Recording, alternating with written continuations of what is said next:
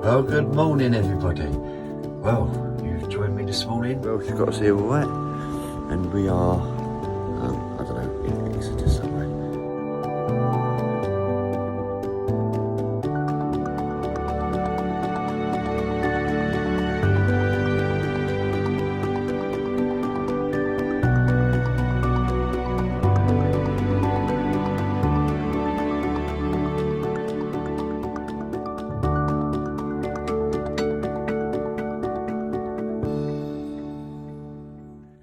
Hiya. Well, today I'm going to change my track control arms.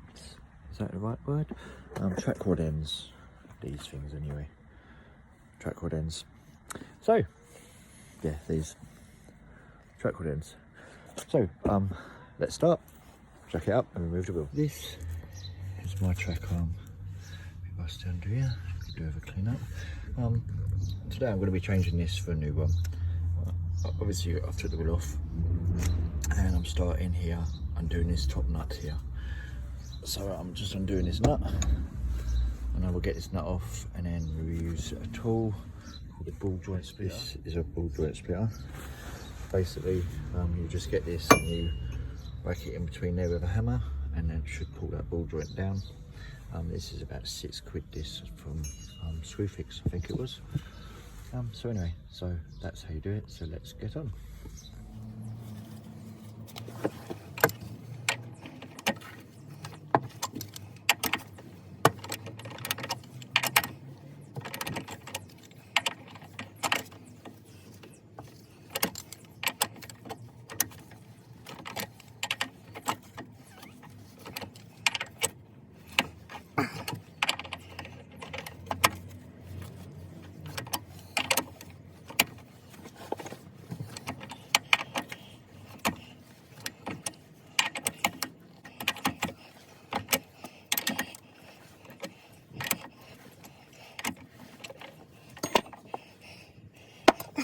Well, as you see, you just stick this in between there, and you just basically get a club hammer and you whack the fuck out of it until it pops out of its hole.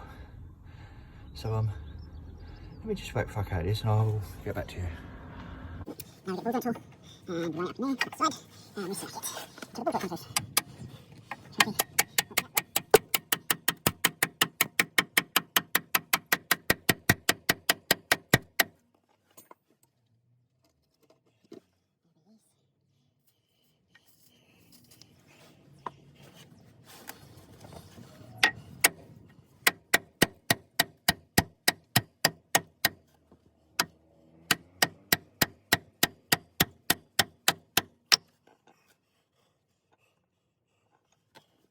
This one's hard.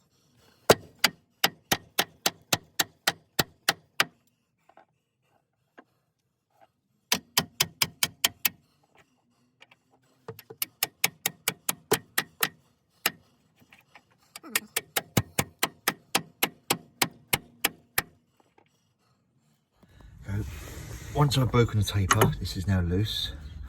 I just put this back in there, get a 24mm spanner on here and a pair of grips on there. If you rest the grips in between, let me set it up and I'll show you. As you can see, put a pair of grips on there.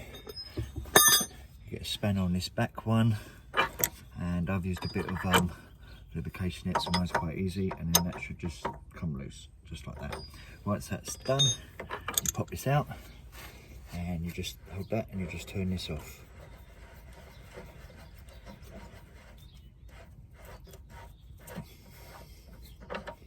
There, and that's a very dodgy ball joint there. If you compare that there with my new one, these pattern parts, a bit cheaper, don't last as long, but you know, you get what you pay for. So here's the new ball joint.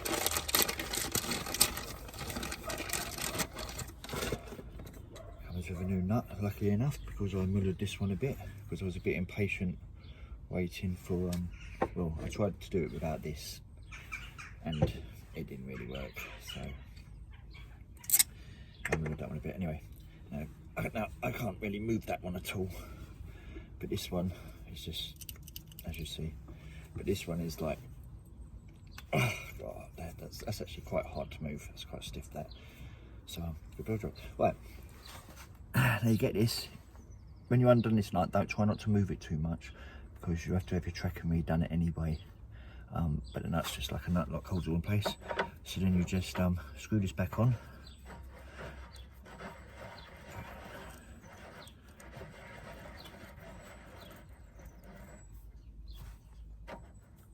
So it'll be there. Stick this in there. It's a bit hard to get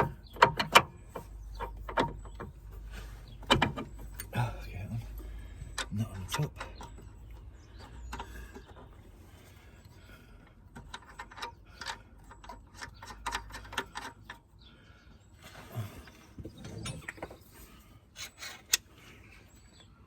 Socket gone.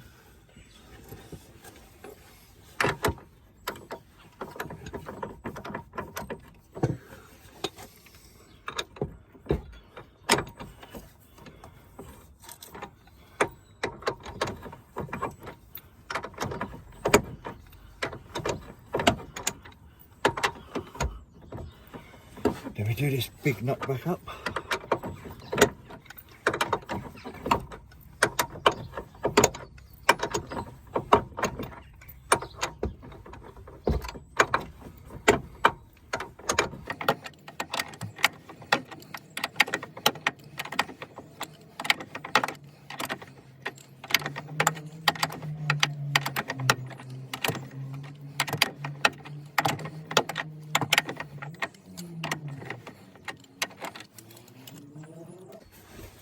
Why is it you throw something in the top of the toolbox, when you want it again, you go back to it and you can't find it? Right, anyway, I've had to get an Allen key now, because as I'm tightening this nut up, it's not actually tightening, it's just turning the whole thing. So they conveniently put you an Allen key hole here at the top, so you can stop the thing from turning as you tighten it up. I'm lucky to have these vape pipe spanners, so they sort of slit, so I can slit over there with my Allen key on, but obviously it stops you using a socket. But once you actually get a bite on the taper, yeah, see, because it's turning, so what you have to do, you have to hold the Allen key and then turn the nut, because you're not actually doing the nut up, you're just spinning the whole rod. So I'll do it like this. This thing is a centre twice. But once the taper actually starts biting, it will stop spinning, and then you can get the socket back up and obviously do it up to the correct torque. So let's just do this up.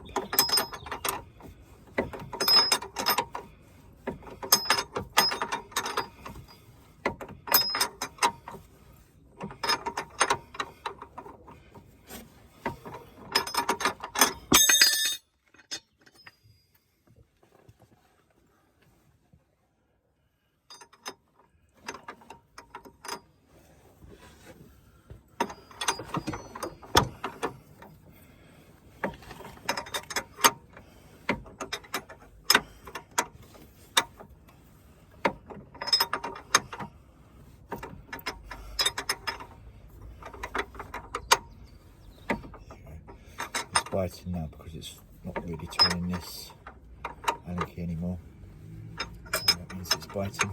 So I'll do a couple more turns just to make sure. I'll put the socket back on it and give it an F tight, and I should top it up.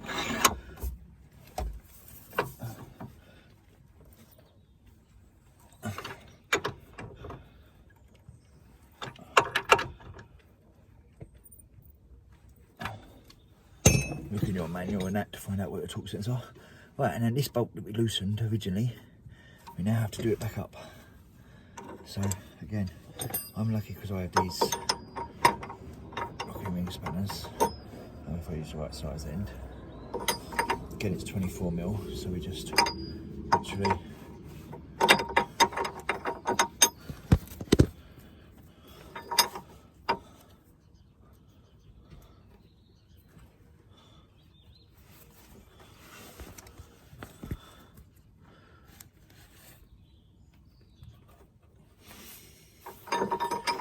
just lock that back up to this, and then you're done. There you go.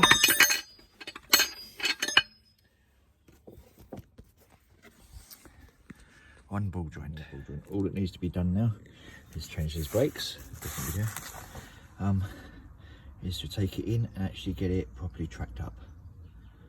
But that is how you change a ball joint on an old Iveco.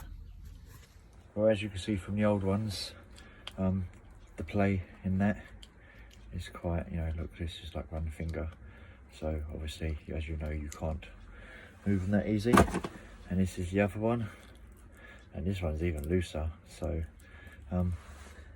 they were definitely needed doing. I did get an advisory on the last MOT nearly 11.5 months ago. So the MOT's due in a few weeks, couple of weeks, so I thought I'd best do them.